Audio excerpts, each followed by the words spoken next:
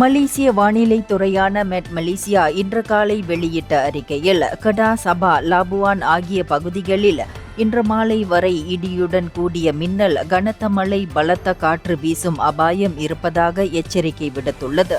அதன் அறிக்கையில் இது கெடா மாநிலம் லங்காவி தீவை சுற்றிய பகுதிகளை கொண்டதாகவும், சபா மாநிலத்தில் உள் பகுதிகளிலும் மேற்கு கடற்கரை பகுதிகளிலும் தாக்கம் ஏற்படும் வாய்ப்பு உள்ளதாகவும் கூறப்பட்டுள்ளது.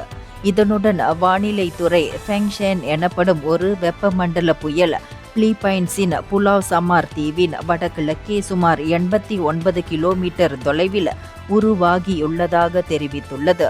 அந்த புயல் வடமேற்கு திசையில் மணிக்கு 25 கிலோமீட்டர் வேகத்தில் நகர்ந்து கொண்டு அதிகபட்ச காற்று வேகம் மணிக்கு 74 கிலோமீட்டர் எனவும் குறிப்பிடப்பட்டுள்ளது. எனினும் அந்த புயல் சபாவின் சண்டாகான் நகரத்திலிருந்து சுமார் 1102 கிலோமீட்டர் தொலைவில் உள்ளதால் தற்போதைக்கு மலேசியாவிற்கு குறிப்பிடத்தக்க பாதிப்பு இல்லை என்றும் மெட் மலேசியா தெளிவுபடுத்தியுள்ளது. இந்தியர்களின் இதய குரல் மக்களோசை.